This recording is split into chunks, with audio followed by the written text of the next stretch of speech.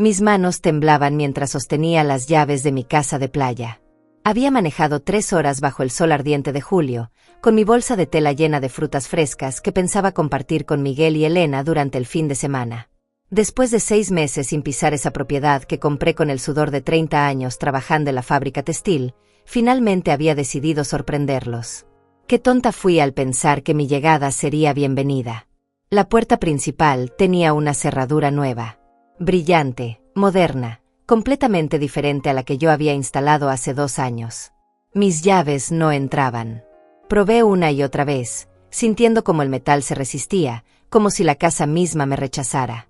El sonido metálico de las llaves chocando contra la cerradura resonaba en el silencio de la tarde, mientras el sudor comenzaba a bajar por mi frente. Toqué el timbre. Esperé. Volví a tocar. Los segundos se sentían eternos bajo ese sol que me castigaba la piel arrugada. Finalmente escuché pasos acercándose desde adentro. Pasos que reconocí inmediatamente. Miguel. Mi hijo.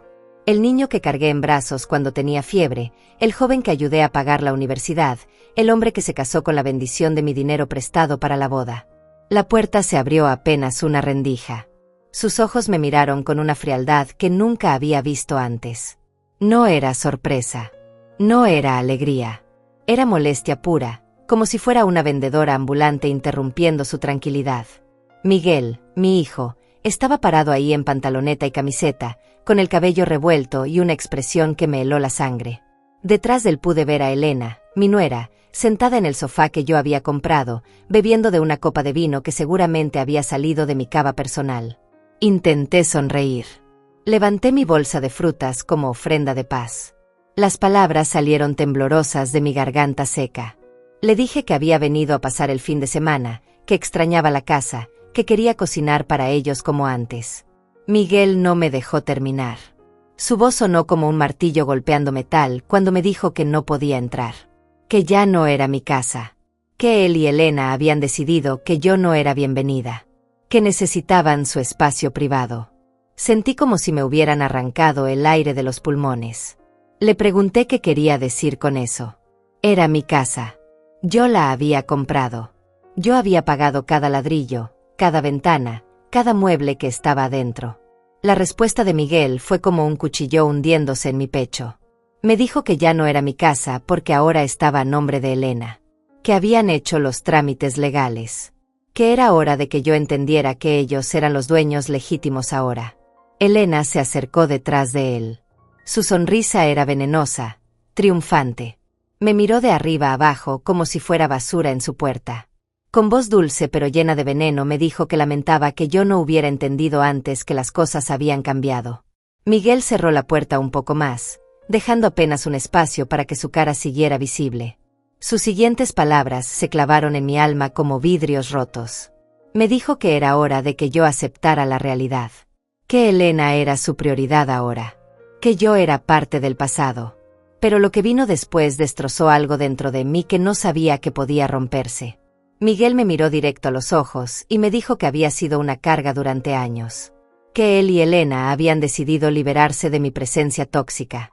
Que la casa de playa era solo el comienzo de su nueva vida sin mí. Elena se rió detrás de él. Una risa aguda que me atravesó como una aguja. Le dijo a Miguel que era mejor que yo me fuera antes de que tuvieran que llamar a la policía por invasión de propiedad privada. Mis piernas flaquearon. Me aferré al marco de la puerta para no caerme. Las frutas se derramaron de mi bolsa y rodaron por el suelo. Mangos maduros, plátanos amarillos, todo lo que había traído con amor se esparció como mi dignidad. Miguel me miró caer y no movió ni un músculo para ayudarme. En cambio, me dijo que recogiera mi desastre y me largara. Que no volviera sin avisar. Que si quería verlos, tenía que pedir permiso primero. La puerta se cerró con un golpe seco que resonó en mi pecho como un disparo. Me quedé ahí, arrodillada en el suelo, recogiendo frutas magulladas mientras las lágrimas caían sobre el concreto caliente. Desde adentro escuché música subiendo de volumen y risas. Mis propios muebles, mi propia casa, mis propios hijos celebrando mi humillación. Esa tarde, mientras manejaba de vuelta a la ciudad con el corazón destrozado y la mente confundida, algo se rompió dentro de mí. Pero también algo se endureció. Miguel había cometido un error. Había subestimado a la mujer que lo había criado. Había olvidado que yo no era solo su madre. Era Amalia Leiva. Y Amalia Leiva no se rendía tan fácilmente. Esa noche no pude dormir. Me quedé sentada en mi cocina, con una taza de té de manzanilla que se enfrió entre mis manos, recordando cómo había sido mi vida antes de que todo se volviera esta pesadilla. Cómo había creído que el amor maternal era suficiente para garantizar el respeto de mis hijos. Qué ingenua había sido. Hace 30 años, cuando Miguel tenía apenas 12 años, yo trabajaba dobles turnos en la fábrica textil. Mis dedos se movían sobre las máquinas de coser desde las 6 de la mañana hasta las 10 de la noche. El ruido constante de las agujas perforando la tela se había vuelto la banda sonora de mi existencia. Cada puntada era un centavo más para el futuro de mis hijos. En aquel entonces, Miguel era diferente. Venía corriendo a recibirme cuando llegaba a casa con los pies hinchados y la espalda adolorida.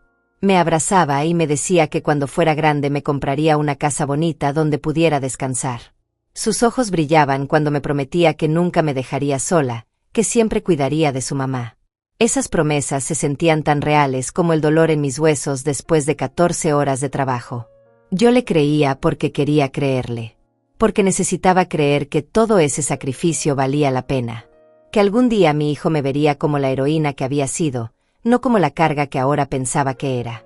Recuerdo el día exacto cuando decidí comprar la casa de playa. Miguel tenía 25 años y acababa de conseguir su primer trabajo como ingeniero.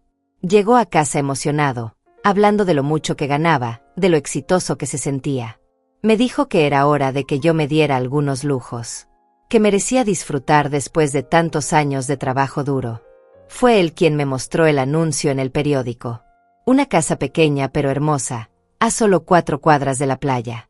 El precio era exactamente lo que tenía ahorrado después de 15 años guardando cada peso extra. Miguel me convenció de que era una inversión inteligente. Que podríamos alquilarla cuando no la usáramos. Que sería nuestro refugio familiar. Recuerdo su entusiasmo cuando firmamos los papeles. Caminamos juntos por la propiedad vacía, haciendo planes. Él me decía dónde pondríamos la mesa para comer frente al mar, dónde colgaríamos la hamaca para que yo descansara. Sus ojos brillaban igual que cuando era niño, pero ahora hablaba de cuidarme en mi vejez. Durante los primeros años, todo parecía perfecto. Miguel venía con Elena, que entonces era solo su novia. Cocinábamos juntos, compartíamos historias, reíamos hasta altas horas. Elena me ayudaba a lavar los platos y me decía que era la suegra con la que había soñado. Que nunca había conocido una mujer tan fuerte e independiente. Pero el primer cambio lo noté cuando Miguel se casó. Era sutil, casi imperceptible. Dejó de preguntarme cómo estaba mi trabajo. Dejó de interesarse por mis planes para el fin de semana. Cuando hablaba conmigo, sus ojos miraban hacia otro lado, como si estuviera pensando en cosas más importantes. Elena también cambió. Sus sonrisas se volvieron más forzadas. Comenzó a hacer comentarios sobre mi forma de cocinar, sobre mi ropa, sobre mi manera de decorar la casa. Comentarios que parecían bromas, pero que cortaban como navajitas. Me decía que era hora de que yo modernizara mi estilo, que las mujeres de mi edad no deberían vestirse como viejitas. Miguel nunca la contradecía. Peor aún, a veces se reía de sus comentarios. Mi propio hijo riéndose de las burlas hacia su madre. Yo me tragaba la humillación y fingía que no me dolía. Pensaba que era solo una etapa, que las cosas mejorarían cuando tuvieran hijos y necesitaran más a su abuela. El segundo cambio fue más obvio. Comenzaron a llegar a la casa de playa sin avisarme. Yo llegaba los viernes por la tarde y me encontraba con que habían estado ahí todo el fin de semana, que habían usado mis cosas, que habían invitado a sus amigos. Mi comida había desaparecido, mis sábanas estaban sucias, mi casa olía a cigarrillo y alcohol. Cuando les preguntaba por qué no me habían avisado, Miguel me respondía con fastidio. Me decía que no tenía que pedirle permiso a nadie para usar una casa que consideraba suya también. Que yo era demasiado posesiva, demasiado controladora. Que necesitaba aprender a compartir. Compartir. Esa palabra me dolía más que cualquier grito. Yo había compartido toda mi vida con él. Mi tiempo, mi dinero, mi salud, mis sueños. Había compartido hasta mis huesos, trabajando para que él pudiera estudiar. Y ahora él me decía que yo no sabía compartir.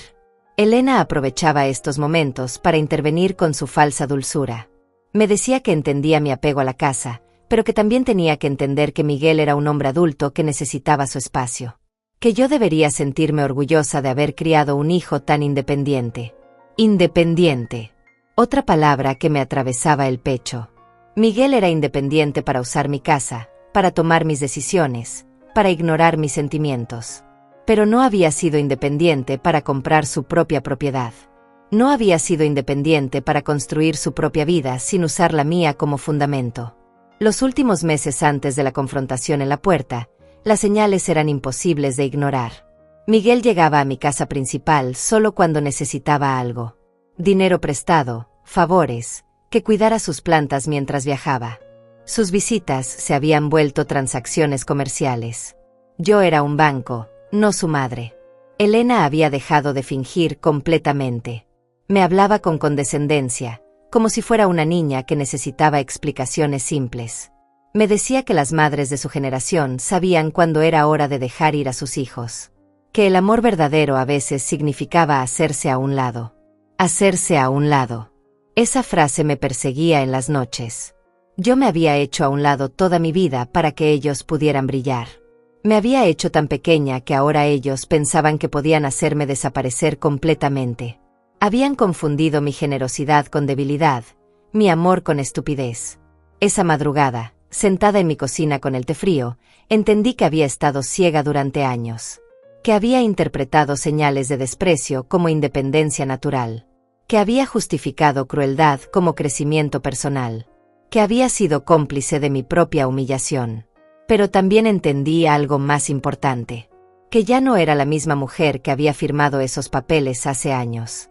Que 30 años de trabajo duro me habían enseñado a ser más inteligente de lo que ellos pensaban. Y que Amalia Leiva estaba a punto de demostrarles exactamente quién era. 3 días después de la humillación en la puerta, decidí ir a mi banco para revisar los documentos de la casa de playa. Algo no me cuadraba en las palabras de Miguel. Él había dicho que la casa ya estaba a nombre de Elena, pero yo nunca había firmado ningún papel de transferencia. Mi memoria podía fallar para algunas cosas, pero nunca para asuntos legales tan importantes. El gerente del banco, don Alonso Cornejo, me conocía desde hace 20 años. Había sido él quien me ayudó a procesar el crédito original para comprar la casa. Cuando le expliqué lo que había pasado, su expresión cambió inmediatamente. Sus ojos se llenaron de preocupación y me pidió que esperara mientras revisaba mis archivos. Mientras esperaba en esa silla de plástico incómoda, mis manos sudaban. El aire acondicionado del banco me daba escalofríos, pero no podía dejar de temblar. Una parte de mí esperaba que Miguel estuviera mintiendo, que todo fuera una broma cruel. Otra parte ya sabía que había descubierto algo terrible. Don Alonso regresó con una carpeta gruesa y la expresión más seria que le había visto. Se sentó frente a mí y me mostró una fotocopia de una escritura que me cortó la respiración. Ahí estaba, en papel oficial, la transferencia de mi casa de playa a nombre de Elena Duarte. Fechada 3 meses atrás. Mi firma estaba ahí. Perfecta. Idéntica a la mía. Pero yo jamás había firmado ese documento. Jamás había estado en esa notaría. Jamás había autorizado esa transferencia. Alguien había falsificado mi firma, y ese alguien conocía perfectamente mi letra. Don Alonso me explicó que la transferencia había sido procesada por la notaría del doctor Elías Olivares. Que según los documentos, yo había donado voluntariamente la propiedad a mi nuera como regalo de bodas retrasado. Que incluso había una carta adjunta, supuestamente escrita por mí, explicando mis motivos. Leyó la carta en voz alta. Cada palabra era una puñalada. Decía que yo quería demostrar mi amor hacia Elena regalándole la casa porque la consideraba como mi propia hija. Que era mi manera de asegurarme de que Miguel fuera feliz. Que a mi edad ya no necesitaba propiedades adicionales. Las lágrimas se acumularon en mis ojos, pero no de tristeza, de rabia pura. Alguien había usado mi amor maternal como justificación para robarme. Había convertido mi generosidad en arma contra mí. Había falsificado no solo mi firma, sino también mis sentimientos. Don Alonso me preguntó si recordaba haber firmado esos papeles. Su voz era gentil, pero sus ojos mostraban que ya sabía la respuesta. Le dije que nunca había visto esos documentos en mi vida. que nunca había querido regalar mi casa, que alguien había cometido un fraude en mi nombre. Me explicó que necesitaríamos pruebas contundentes para demostrar la falsificación, que casos como este eran complicados, especialmente cuando involucraban familia, que tendría que contratar un abogado especializado en fraudes documentales, que sería un proceso largo y costoso. Salí del banco con las piernas temblorosas y el corazón acelerado. Tenía la fotocopia de los documentos fraudulentos en mi bolsa como evidencia de la traición más grande de mi vida. Mi propio hijo había organizado el robo de mi propiedad. Miguel, el niño que había cargado en brazos, había falsificado mi firma para robarme. Pero había algo más que me torturaba. Miguel no sabía escribir con mi letra. Sus habilidades con las computadoras eran buenas, pero para falsificar una firma a mano necesitaba práctica. Necesitaba haber estudiado mi firma durante meses. Necesitaba haber tenido acceso a documentos originales míos. Entonces recordé algo que me heló la sangre. 6 meses atrás, Elena me había pedido que le prestara algunos papeles importantes míos. Dijo que estaba ayudando a Miguel a organizar un seguro de vida para mí, que necesitaba copias de mis documentos de identidad y algunas firmas de referencia para el proceso. Yo, como siempre, había confiado completamente. Le había dado copias de mis documentos. Había firmado varios papeles en blanco que ella dijo que eran formularios preautorizados. Había sido tan ingenua que incluso me sentía agradecida de que se preocupara por mi futuro. Ahora entendía que esos papeles no eran para ningún seguro.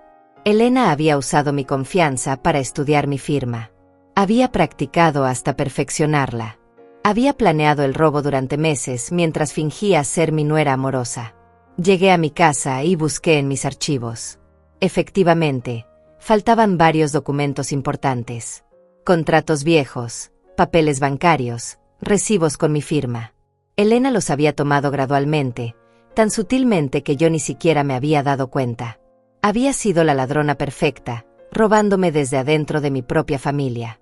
Esa noche no pude comer. Me senté en mi sala con los documentos del banco esparcidos sobre la mesa de centro. Estudié cada línea de esa firma falsificada. Era perfecta. Mejor que muchas de mis firmas reales. Elena había sido meticulosa, profesional. Esto no había sido un impulso. Había sido un plan calculado. Miguel sabía. Tenía que saber. Nadie transfiere una propiedad sin que el esposo esté involucrado. Él había sido parte del plan desde el principio. Tal vez incluso había sido su idea. Mi hijo, mi sangre, había conspirado para robarme lo que me había costado 15 años de trabajo conseguir. Pero lo que más me dolía no era el robo. Era la traición.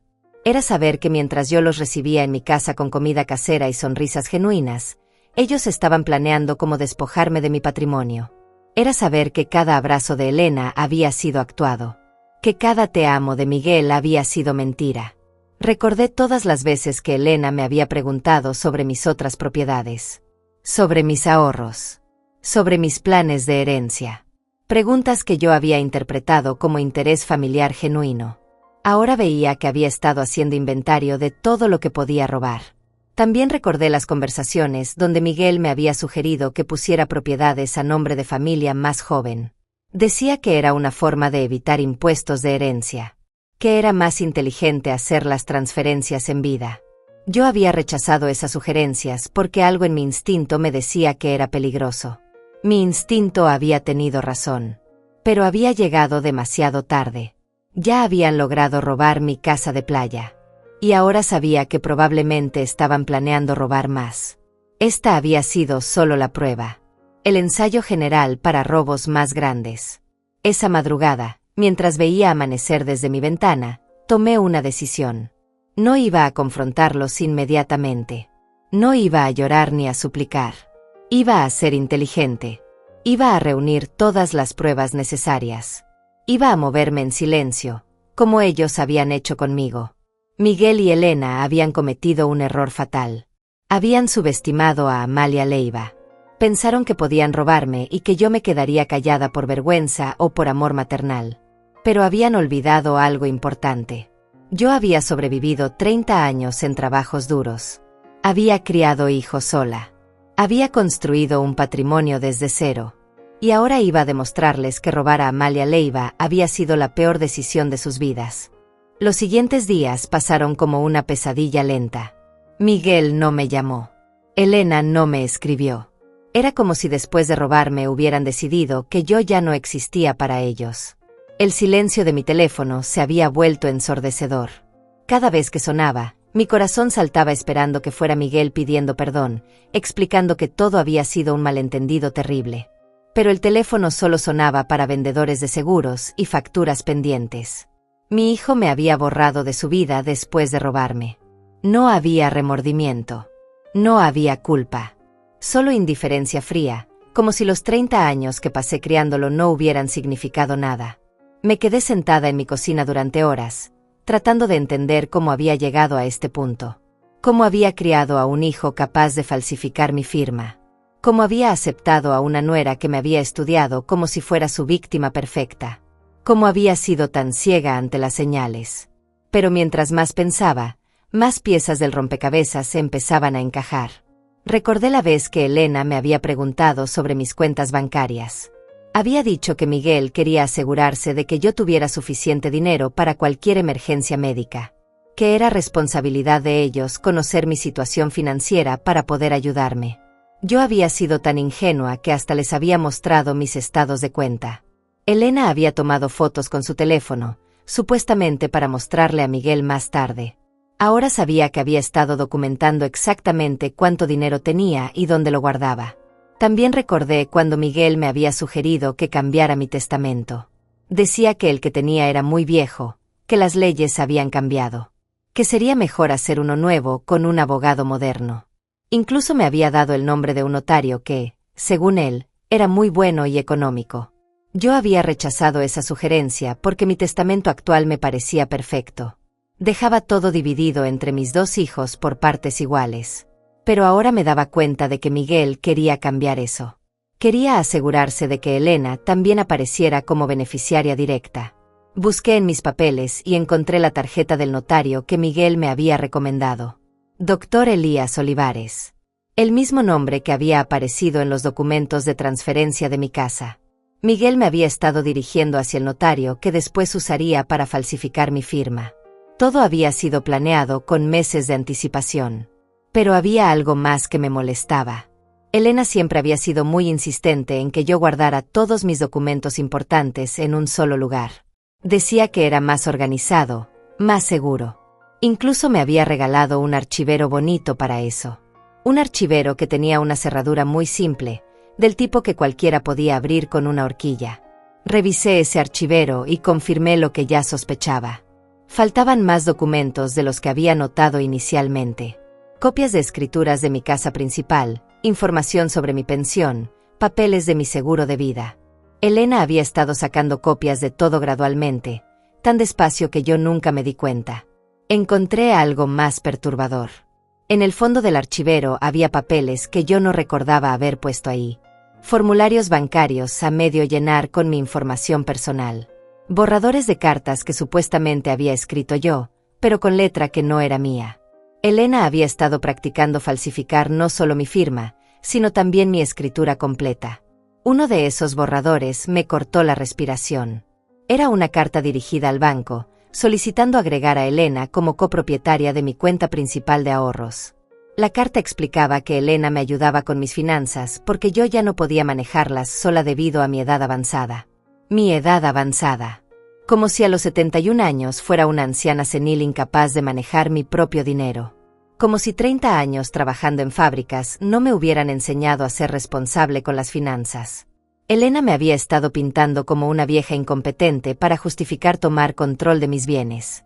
Esa noche llamé a mi banco y pedí revisar todas las transacciones recientes en mis cuentas. Quería asegurarme de que no hubieran logrado robar mi dinero también. El empleado me confirmó que no había habido transferencias no autorizadas, pero me alertó sobre algo preocupante. Me dijo que 3 semanas atrás alguien había llamado preguntando sobre los procedimientos para agregar un cotitular a mi cuenta. La persona había dado mi número de identificación y algunos datos personales correctos, pero cuando le pidieron confirmación de mi parte, nunca volvieron a llamar. Elena había estado tan cerca de robar también mi dinero. Solo mi costumbre de nunca responder llamadas de números desconocidos había evitado que completara ese robo también. Pero sabía que no se iba a rendir. La casa de playa había sido solo el comienzo. Busqué más evidencias en mi casa. Encontré que Elena había dejado rastros de su plan por todas partes. Una libreta con copias de mi firma practicada una y otra vez hasta perfeccionarla. Anotaciones sobre mis rutinas, sobre cuando salía de casa, sobre cuando recibía correspondencia importante. También encontré algo que me partió el corazón. Capturas de pantalla impresas de mis redes sociales. Elena había estado documentando mis publicaciones, especialmente las fotos de mi casa principal y comentarios sobre mi situación financiera. Había estado usando mis propias palabras como información para planear más robos. En una de esas anotaciones, Elena había escrito comentarios crueles sobre mí. Me llamaba la vieja terca y obstáculo para nuestro futuro. Había escrito que yo tenía demasiadas propiedades para alguien que no tenía hijos exitosos. Que era injusto que yo tuviera tanto mientras ellos luchaban por pagar sus deudas. Sus deudas. Esa era otra pieza del rompecabezas. Miguel y Elena tenían problemas financieros que me habían estado ocultando. Los robos no eran solo codicia. Era desesperación. Habían visto mi patrimonio como la solución a sus problemas económicos. Recordé todos los regalos caros que Miguel le había estado dando a Elena en los últimos meses. El anillo nuevo, las vacaciones costosas, la ropa de marca. Había pensado que su trabajo le estaba yendo muy bien. Ahora entendía que había estado gastando dinero que no tenía, esperando robar el mío para cubrir las deudas. También recordé las conversaciones donde Elena mencionaba sus planes de renunciar a su trabajo para dedicarse a sus proyectos personales. Decía que Miguel ganaba suficiente para mantenerlos a ambos. Pero si Miguel tenía problemas financieros, esos proyectos solo eran posibles si robaban mi dinero. Esa madrugada, rodeada de evidencias de la traición más grande de mi vida, tomé varias decisiones importantes. Primero, iba a proteger el resto de mi patrimonio antes de que intentaran robarlo.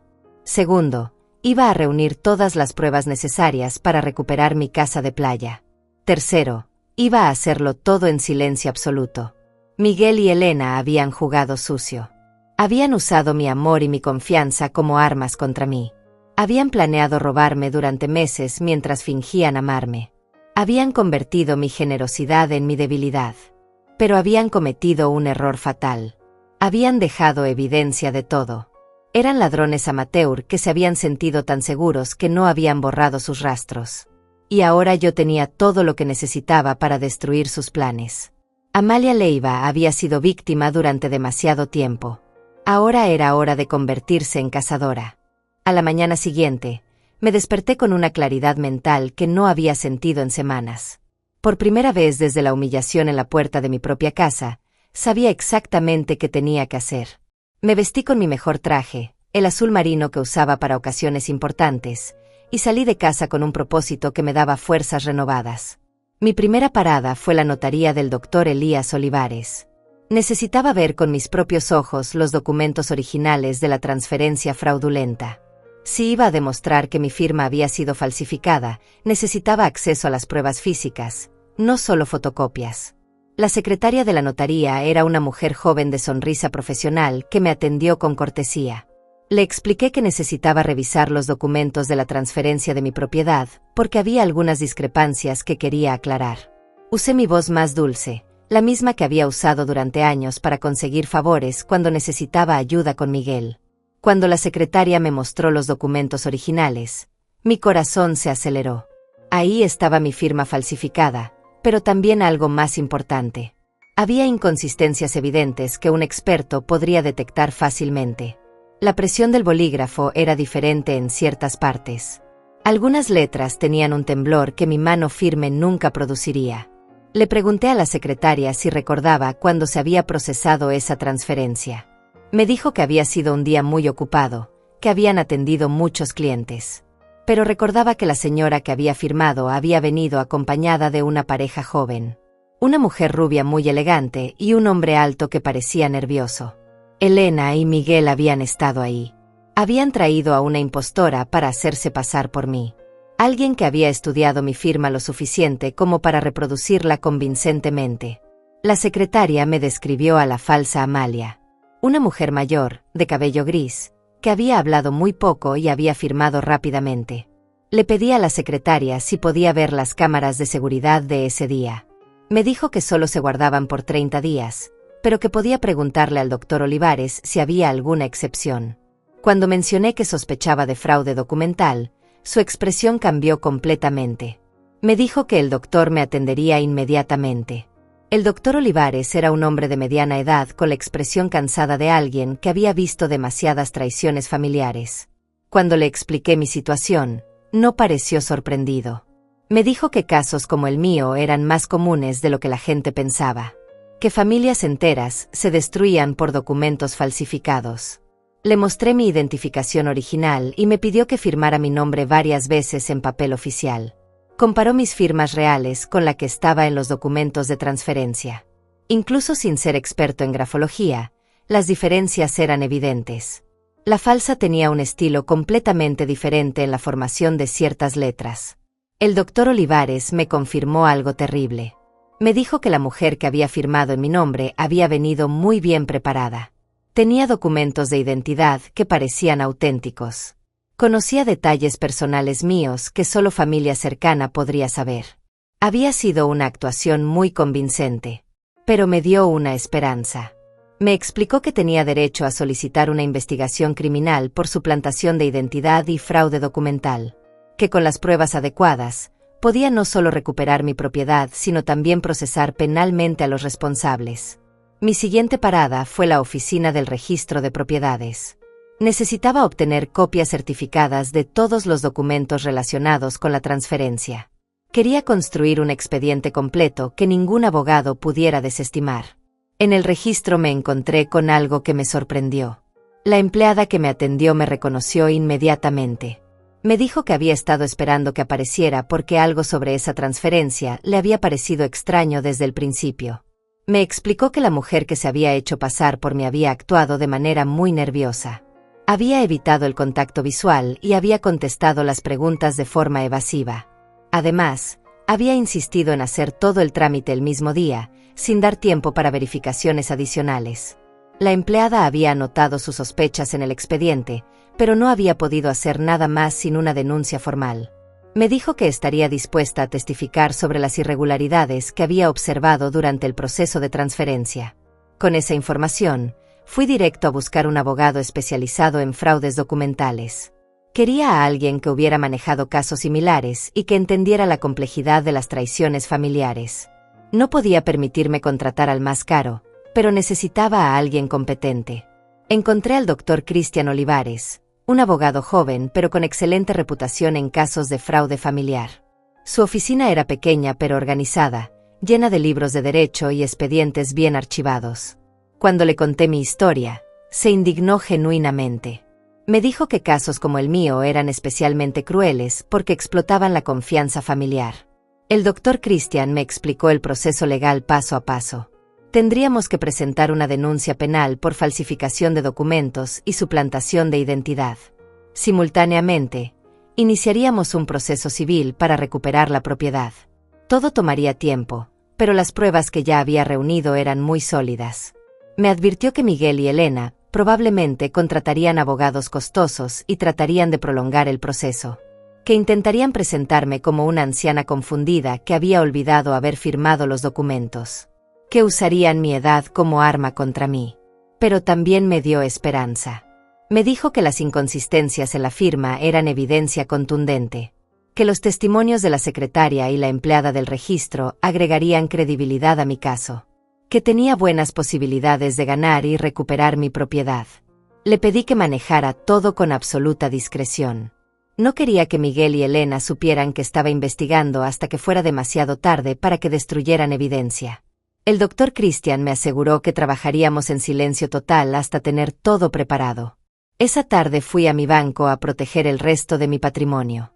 Hablé con don Alonso y le expliqué que había descubierto un intento de fraude en mi familia. Le pedí que pusiera alertas especiales en todas mis cuentas y que requiriera verificación presencial para cualquier cambio. Don Alonso me sugirió algo más. Me dijo que podía transferir mis ahorros principales a una cuenta nueva que solo yo conociera. Una cuenta con medidas de seguridad adicionales que sería imposible de hackear o falsificar. Acepté inmediatamente. También cambié las cerraduras de mi casa. Contraté a un cerrajero que instaló un sistema nuevo que solo yo conocía. Si Elena había hecho copias de mis llaves viejas, ya no le servirían. Mi hogar volvía a ser realmente mío. Esa noche, sentada en mi cocina con todos los documentos organizados sobre la mesa, me sentí diferente. Ya no era la víctima confundida que había sido hace una semana. Ahora era una mujer con un plan, con pruebas, con abogados, con estrategia. Miguel y Elena seguían celebrando en mi casa de playa robada, sin saber que cada día que pasaba estaba reuniendo más evidencia contra ellos. Pensaban que habían ganado. Pensaban que Amalia Leiva se había rendido sin pelear. Pero estaban a punto de descubrir su error más grande.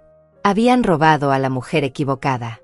Y ahora esa mujer tenía todo lo que necesitaba para destruir sus vidas completamente. La guerra silenciosa había comenzado. Y yo ya estaba ganando. Mientras yo trabajaba en silencio reuniendo evidencia y preparando mi contraataque legal, Miguel y Elena vivían como si hubieran ganado la lotería. Durante las 2 semanas siguientes, los observé desde la distancia, documentando cada movimiento, cada gasto, cada señal de su falsa felicidad construida sobre mi robo. Mi vecina Gloria Rodríguez se había convertido sin saberlo en mi fuente de información más valiosa. Gloria era una mujer de 60 años que siempre había sido muy observadora y chismosa, cualidades que ahora me resultaban extremadamente útiles. Tenía amigas en común con Elena y seguía de cerca las redes sociales de toda la familia. A través de Gloria me enteré de que Elena había dejado su trabajo. Había publicado en Facebook una foto de su carta de renuncia con un mensaje que decía finalmente libre para perseguir mis sueños. Gracias a mi esposo por hacer esto posible. Mi esposo. Como si Miguel tuviera los recursos para mantenerla sin trabajar. Como si mi casa robada no fuera la que estaba financiando esa libertad.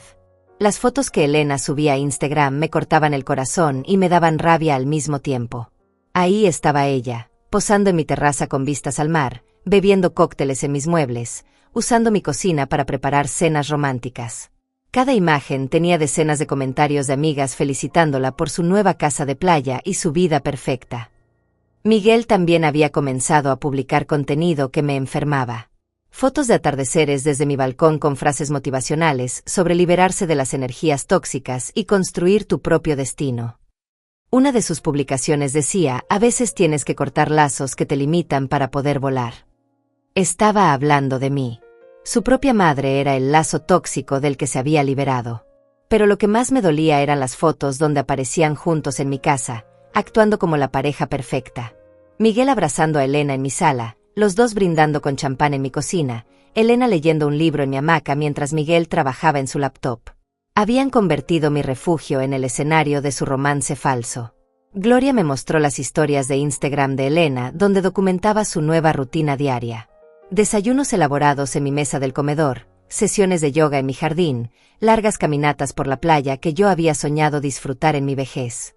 Elena estaba viviendo la vida que yo me había ganado con 30 años de trabajo duro. Pero había algo más perturbador en esas publicaciones. Elena había comenzado a redecorar mi casa según su gusto. Había cambiado mis cortinas por unas modernas y costosas. Había reemplazado mis cuadros familiares por arte abstracto. Había tirado mis plantas favoritas y puesto otras completamente diferentes.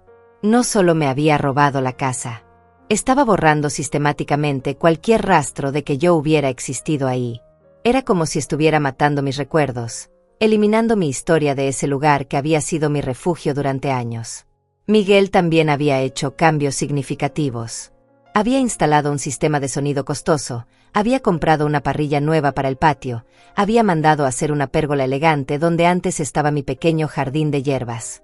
Cada modificación era una puñalada más, una forma de marcar territorio sobre lo que había robado. A través de las publicaciones de sus amigos, me enteré de que habían organizado varias fiestas en mi casa. Reuniones con parejas jóvenes donde presumían su nueva adquisición. En las fotos podía ver a desconocidos usando mi piscina, cocinando en mi parrilla, durmiendo en mis camas de huéspedes. Una de esas fiestas había sido especialmente elaborada. Elena había contratado un chef privado y había decorado toda la casa con luces y flores costosas. En los videos que circulaban en redes sociales, se veía cómo brindaban por los nuevos comienzos y por liberarse de las cargas del pasado. Las cargas del pasado. Esa era yo. La madre que había sacrificado todo por ese hijo ingrato. La mujer que había trabajado dobles turnos para que él pudiera estudiar. Ahora era solo una carga de la que se habían liberado robándome. Gloria me contó que Elena había estado presumiendo con las vecinas de la playa sobre su suegra generosa que les había regalado la casa como gesto de amor. Contaba la historia como si hubiera sido una decisión mía, como si yo hubiera insistido en dársela porque quería verlos felices. Esa versión falsa de los hechos me enfurecía más que el robo mismo. Elena no solo había tomado mi propiedad, sino que había inventado una narrativa donde yo aparecía como la abuela amorosa que había decidido sacrificarse por la felicidad de su familia. Había convertido mi victimización en un acto de generosidad voluntaria. Miguel había adoptado la misma versión de los hechos. En una entrevista informal que le hicieron para el periódico local de la playa, habló sobre la bendición de tener una madre que entiende la importancia de dejar ir. Dijo que yo había sido sabia al transferir la propiedad a la generación más joven. Sabia. Como si entregar mi patrimonio a cambio de nada hubiera sido una decisión inteligente. Como si ser robada por mi propia familia fuera un acto de sabiduría maternal. Miguel había reescrito la historia para convertirse en el héroe y convertirme a mí en la benefactora voluntaria. Lo más doloroso era ver cómo sus amigos los felicitaban por haber heredado la casa. En los comentarios de sus publicaciones, la gente escribía cosas como qué suerte tienen de tener una familia tan generosa y Miguel, tu mamá debe amarte mucho para regalarte algo así. Miguel respondía a esos comentarios con falsa humildad, diciendo que se sentía bendecido por el amor incondicional de su madre, que yo había sido un ejemplo de generosidad toda su vida, que esperaba honrar el regalo, cuidando bien la propiedad. Mientras tanto, mi teléfono seguía en silencio. No había recibido ni una sola llamada de Miguel desde el día que me cerró la puerta en la cara, ni una disculpa por la forma cruel en que me había tratado, ni una explicación sobre la transferencia. Ni siquiera un mensaje preguntando cómo estaba. Para Miguel, yo había dejado de existir el mismo día que completó el robo. Había conseguido lo que quería y ya no necesitaba fingir que le importaba mi bienestar.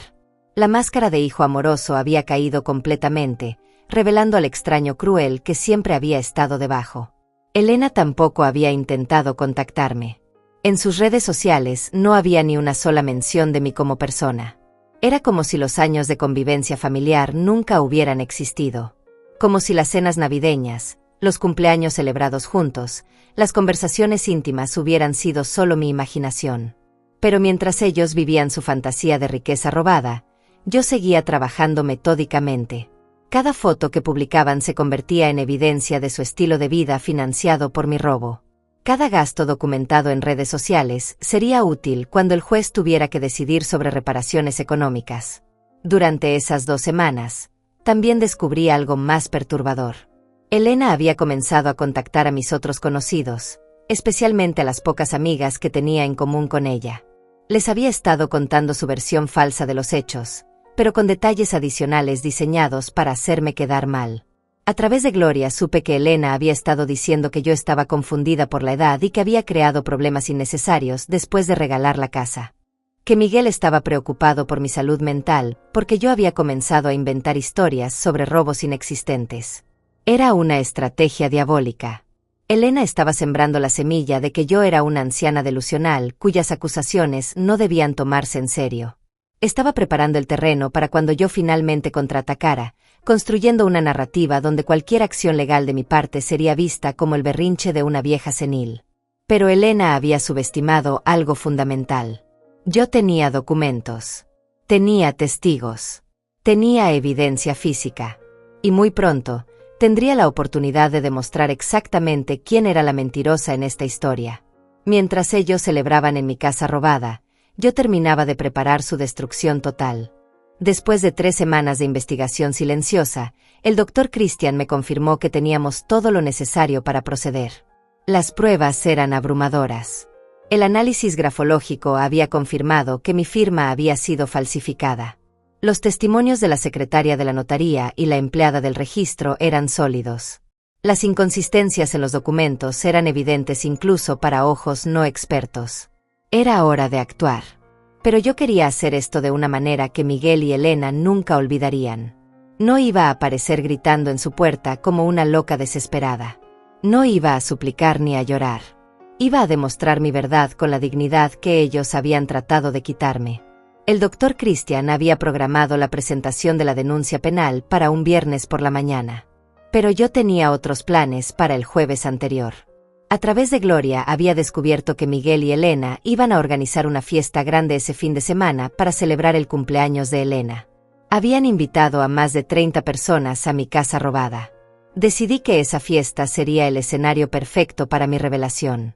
Contraté los servicios de un notificador judicial profesional, el señor Luciano Duarte, un hombre serio de unos 50 años que había manejado cientos de casos similares.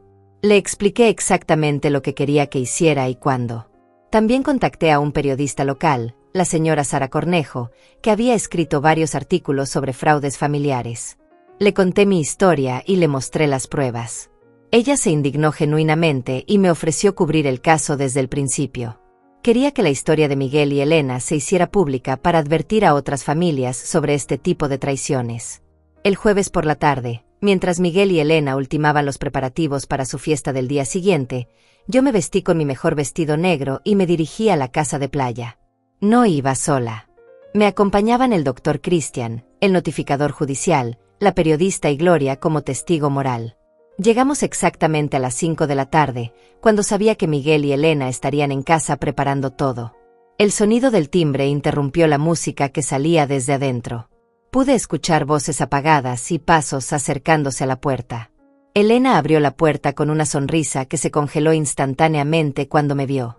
Detrás de ella apareció Miguel, y su expresión cambió de sorpresa a pánico en cuestión de segundos. Sabían que algo estaba mal. Podían sentir que su mundo falso estaba a punto de colapsar. El doctor Christian se presentó formalmente como mi abogado y explicó el propósito de nuestra visita. El notificador judicial entregó a Miguel la citación oficial para comparecer ante la Fiscalía por los cargos de falsificación de documentos, suplantación de identidad y fraude inmobiliario. Miguel tomó los papeles con manos temblorosas. Su cara se puso pálida mientras leía los cargos. Elena intentó mantener la compostura, pero pude ver cómo sus ojos se llenaban de pánico.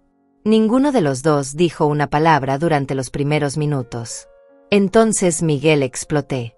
Comenzó a gritar que yo estaba loca, que él nunca había falsificado nada, que yo había regalado la casa voluntariamente y ahora me estaba arrepintiendo. Su voz se quebraba mientras gritaba, y pude ver la desesperación en sus ojos. Elena trató de ser más estratégica.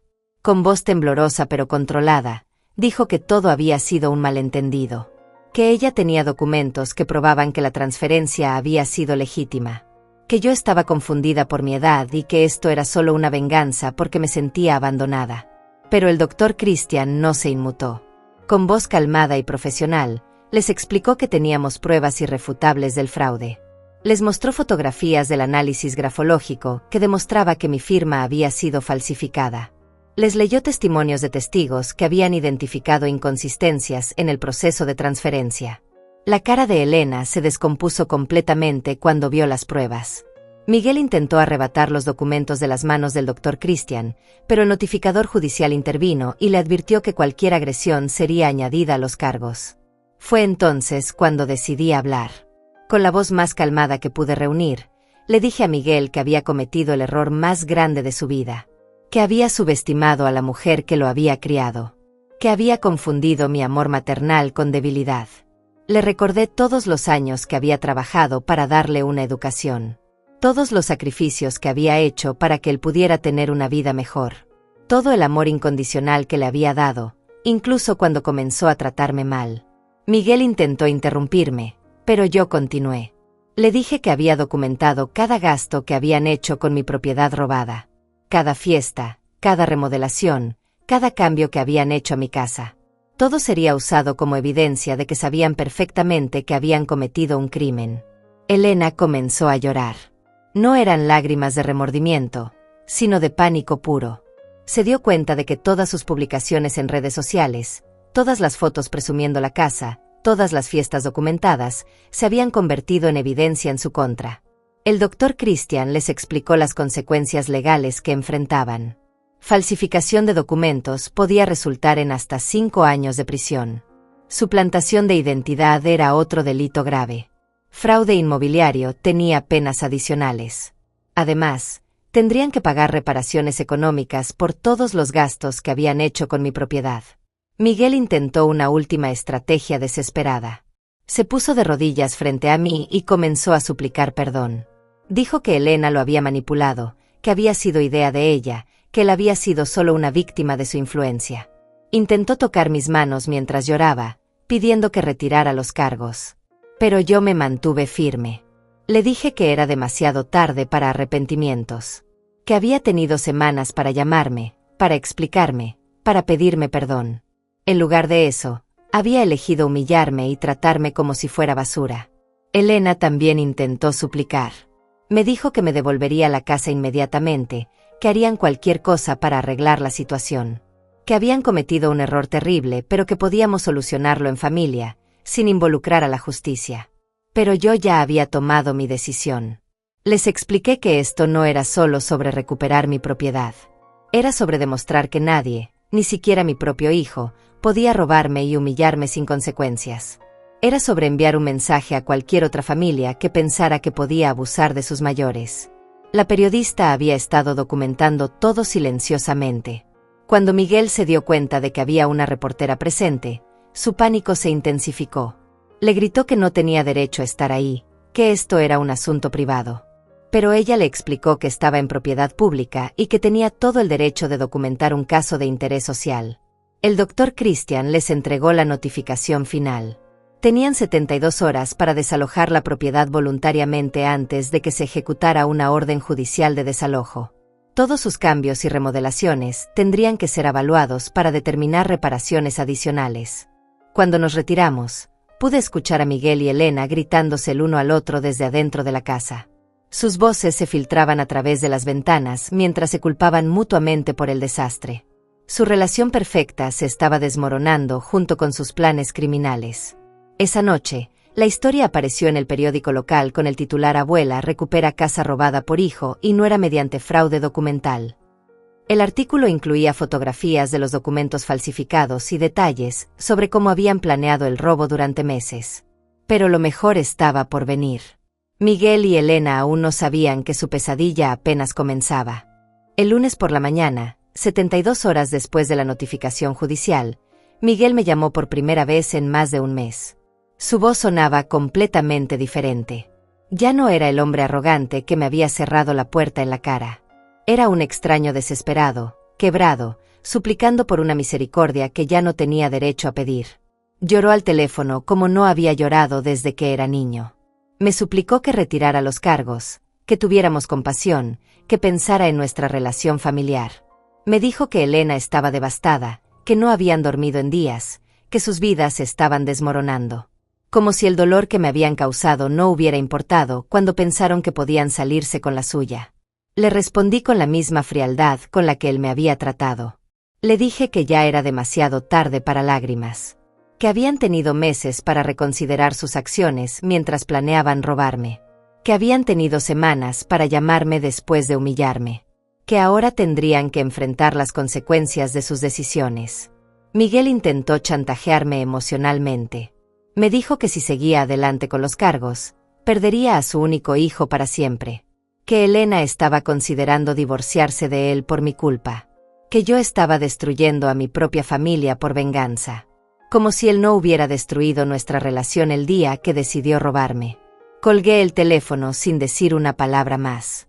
Había escuchado suficientes mentiras de su boca para toda una vida. No iba a permitir que me manipulara con lágrimas falsas después de todo lo que me había hecho. 2 horas después, Elena me llamó. Su estrategia era diferente, pero igualmente desesperada.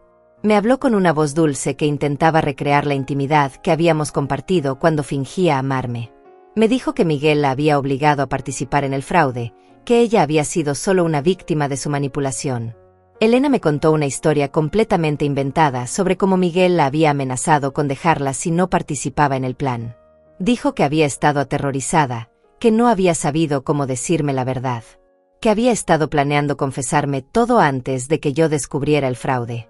Sus mentiras eran tan elaboradas que casi admiré su creatividad. Pero yo había visto las notas escritas de su puño y letra donde me llamaba obstáculo y vieja terca. Había visto cómo había practicado mi firma hasta perfeccionarla. Sabía que Elena había sido la arquitecta principal del robo, no su víctima. Le dije que guardara sus actuaciones para el juez. Que ya no era la anciana ingenua que había creído en sus mentiras durante años. Que ahora sabía exactamente quién era y de qué era capaz. Elena comenzó a llorar al teléfono, pero sus lágrimas ya no tenían poder sobre mí. Esa misma tarde, a través de Gloria, me enteré de que Miguel y Elena habían comenzado a vender desesperadamente todo lo que habían comprado para mi casa. Estaban tratando de conseguir dinero para pagar abogados, pero también para devolver algunas de las cosas que habían instalado con la esperanza de reducir los daños. La parrilla costosa que Miguel había comprado apareció en un grupo de Facebook de ventas locales. Elena estaba vendiendo la decoración cara que había puesto en mi sala. Incluso intentaron vender el sistema de sonido que habían instalado, aunque ya estaba incorporado a la estructura de la casa. Pero sus problemas financieros eran mucho más graves de lo que yo había imaginado. A través del Dr. Christian me enteré de que Miguel tenía deudas significativas con varios bancos. Las tarjetas de crédito que había usado para financiar su estilo de vida falso estaban al límite. La casa donde vivían tenía 3 meses de atraso en pagos. Elena también tenía problemas. Había renunciado a su trabajo contando con el dinero que pensaba obtener vendiendo o hipotecando mi casa robada. Ahora se encontraba sin ingresos y con deudas acumuladas de sus proyectos personales que había estado financiando con anticipos de su plan criminal. El miércoles de esa semana, Miguel apareció en mi puerta. No había llamado antes, había venido directamente a suplicar en persona. Cuando abrí la puerta, casi no lo reconocí. En una semana había perdido peso, tenía ojeras profundas, su ropa estaba arrugada. El hombre exitoso y arrogante se había convertido en un extraño desesperado. Se puso de rodillas en mi entrada y comenzó a llorar como un niño. Me agarró de las piernas mientras me suplicaba que tuviera piedad. Decía que era mi hijo, que no podía destruir a su propia sangre, que él haría cualquier cosa para compensarme. Por un momento, el instinto maternal que había estado dormido durante semanas amenazó con despertar. Ver a mi hijo destruido me dolía, sin importar lo que me hubiera hecho. Pero entonces recordé su cara de desprecio cuando me cerró la puerta. Recordé sus palabras crueles llamándome carga tóxica. Recordé cómo había celebrado mi humillación. Le dije que se levantara del suelo y se comportara como el hombre adulto que decía ser. Que las lágrimas no iban a borrar meses de planificación criminal. Que si realmente sentía remordimiento, lo demostrara enfrentando las consecuencias de sus acciones como adulto responsable. Miguel intentó abrazarme, pero yo me aparté. Le expliqué que ya no era su madre en el sentido emocional. Que él había matado esa relación el día que decidió robarme. Que ahora éramos simplemente 2 extraños involucrados en un caso criminal. Esa noche, Elena publicó un mensaje largo en Facebook dirigido a mí.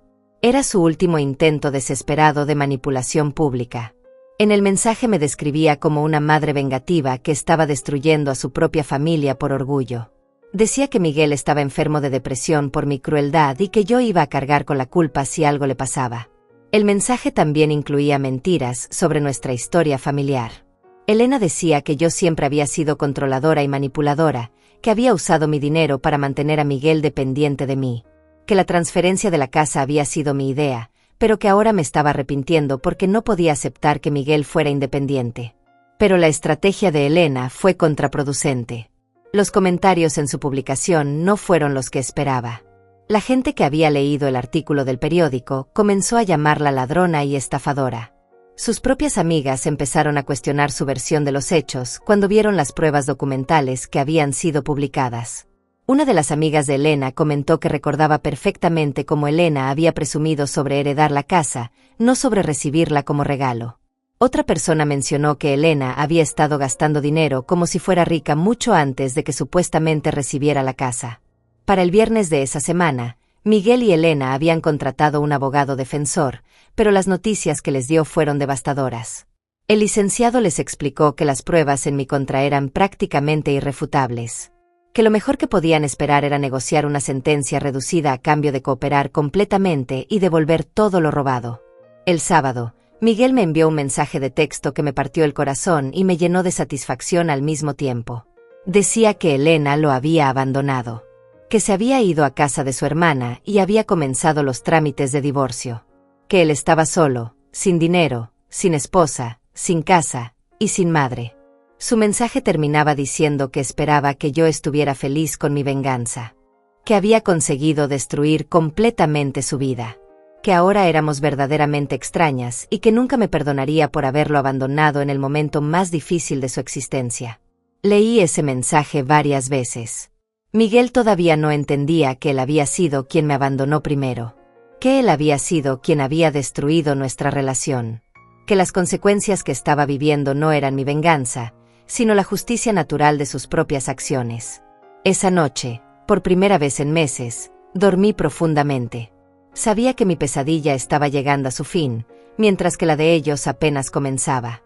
3 meses después del día que Miguel me cerró la puerta en la cara, volví a mi casa de playa como su legítima propietaria.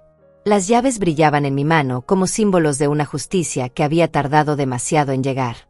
La orden judicial había sido ejecutada, Miguel y Elena habían sido desalojados, y yo había recuperado lo que siempre había sido mío. La casa estaba extrañamente silenciosa cuando entré. Habían dejado todo limpio, probablemente por orden de sus abogados para evitar cargos adicionales de daños a la propiedad. Pero también habían quitado casi todo lo que habían agregado. Las paredes mostraban marcas donde habían estado sus cuadros costosos. El patio tenía agujeros donde habían instalado la pérgola que tuvieron que desmantelar. Caminé lentamente por cada habitación, reclamando mis espacios. En la sala principal, me senté en mi sofá favorito, el mismo donde Elena había posado para tantas fotos presumiendo mi propiedad robada. Ahora el silencio era mío. La paz era mía. La casa había vuelto a respirar con mi presencia. En la cocina encontré una carta que Miguel había dejado sobre la mesa. Reconocí su letra inmediatamente, pero la caligrafía temblaba como si hubiera estado llorando mientras escribía. La carta era su último intento de justificarse, de hacerme sentir culpable por las consecuencias de sus propios actos. Escribía que Elena efectivamente lo había abandonado, pero no antes de vaciarlo financieramente. Que había descubierto que ella había estado planeando divorciarse desde antes del robo, que solo había estado esperando conseguir propiedades a su nombre para llevarse la mitad en el divorcio. Que él había sido tan víctima como yo de la manipulación de Elena. Sus palabras intentaban despertar la compasión maternal que había estado dormida durante meses. Me contaba que había perdido su trabajo por el escándalo público del fraude. Que sus amigos lo habían abandonado. Que estaba viviendo en un cuarto rentado porque no podía pagar el alquiler de una casa completa. Pero la carta también revelaba algo más importante. Miguel finalmente admitía que el plan había sido suyo desde el principio. Que Elena se había resistido inicialmente, pero que la había convencido diciéndole que yo nunca me daría cuenta del fraude. Que había sido su codicia, no la manipulación de Elena, lo que había iniciado todo. Al final de la carta, Miguel me pedía una última oportunidad. Decía que había aprendido la lección, que valoraba todo lo que yo había sacrificado por él, que quería reconstruir nuestra relación desde cero. Pero también amenazaba sutilmente con hacer público que yo había sido cruel con mi propio hijo en su momento más vulnerable. Doblé la carta cuidadosamente y la puse en mi bolsa. Sería útil para el Dr. Christian como evidencia adicional de la admisión de culpabilidad de Miguel. Pero emocionalmente, esas palabras ya no tenían poder sobre mí. Había aprendido a distinguir entre el remordimiento genuino y la manipulación desesperada. Pasé el resto de la tarde restaurando la casa a mi gusto original. Volví a colgar mis fotos familiares, replanté mi jardín de hierbas, puse mis cortinas favoritas que había guardado en el almacén.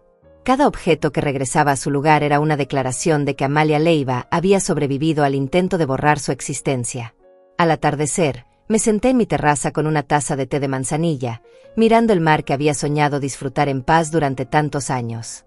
El sonido de las olas era la banda sonora perfecta para mi victoria silenciosa. No había gritado, no había perdido la compostura, no me había rebajado al nivel de quienes me habían traicionado. Mi teléfono sonó. Era Gloria, llamando para saber cómo me sentía después de recuperar mi casa. Le conté sobre la carta de Miguel y sobre mi decisión de no responderle. Gloria me felicitó por mi fortaleza y me dijo que era un ejemplo para todas las mujeres de nuestra edad que habían sido subestimadas por sus propias familias. Esa noche, mientras preparaba mi cena en mi propia cocina recuperada, reflexioné sobre todo lo que había aprendido. Había descubierto que el amor maternal tenía límites, que la generosidad sin límites podía convertirse en invitación al abuso, que a veces protegerse a una misma era el acto de amor más importante. También había aprendido que la edad no significaba debilidad, que 71 años de experiencia me habían dado herramientas que Miguel y Elena nunca habían imaginado, que la paciencia y la estrategia eran más poderosas que los gritos y las amenazas. Una semana después, el doctor Christian me informó que Miguel había aceptado declararse culpable a cambio de una sentencia reducida. Tendría que pagar una multa significativa y cumplir servicio comunitario, pero evitaría la prisión. Elena, por su parte, había huido a otro estado y estaba evitando comparecer ante la justicia. El caso se había vuelto mediático. Varios programas de televisión habían cubierto la historia como ejemplo de fraude familiar contra adultos mayores. Yo había participado en algunas entrevistas, no por venganza, sino para educar a otras familias sobre las señales de este tipo de abusos. En una de esas entrevistas, me preguntaron si alguna vez perdonaría a Miguel. Mi respuesta fue honesta. Le dije al reportero que el perdón no significaba permitir que alguien siguiera lastimándote, que yo podía perdonar sin olvidar, sin permitir que Miguel volviera a tener acceso a mi vida o mi patrimonio. 6 meses después de recuperar mi casa, decidí hacer algunos cambios importantes en mi vida. Contraté a un administrador profesional para manejar mis propiedades. Actualicé mi testamento con un abogado especializado, asegurándome de que ningún familiar pudiera manipular mis decisiones futuras. También comencé a participar en grupos de apoyo para víctimas de fraude familiar. Compartir mi historia con otras mujeres que habían pasado por experiencias similares me ayudó a sanar completamente. Descubrí que no estaba sola, que mi experiencia era más común de lo que había imaginado. Un año después, Miguel intentó contactarme por última vez. Esta vez no fue una carta manipuladora ni una llamada desesperada. Fue un mensaje simple donde se disculpaba sin condiciones y sin pedir nada a cambio. Reconocía que había destruido nuestra relación y que no esperaba perdón, pero quería que yo supiera que finalmente entendía la magnitud de su traición. Leí el mensaje varias veces antes de decidir no responder. No por crueldad, sino porque ya no había nada que decir. Miguel había hecho sus decisiones y yo había hecho las mías. Habíamos tomado caminos diferentes que ya no se cruzarían. Esta mañana, mientras regaba mis plantas en el jardín de mi casa de playa recuperada, pensé en todo el camino recorrido. Había perdido un hijo, pero había recuperado mi dignidad. Había perdido la ilusión del amor incondicional, pero había ganado el respeto por mí misma. El sol se alzaba sobre el mar, iluminando mi rostro con la misma calidez que había sentido el día que compré esta casa hace años. Pero ahora esa calidez tenía un significado diferente. No era solo la promesa de descanso después del trabajo duro. Era la confirmación de que Amalia Leiva había luchado por lo que era suyo y había ganado. Cerré los ojos y respiré profundamente el aire salado. Esta era mi victoria más importante. No había sido ruidosa ni espectacular. Había sido silenciosa, estratégica y completamente mía. Había demostrado que robar a la mujer equivocada siempre tiene consecuencias. Y esas consecuencias tenían un nombre: justicia.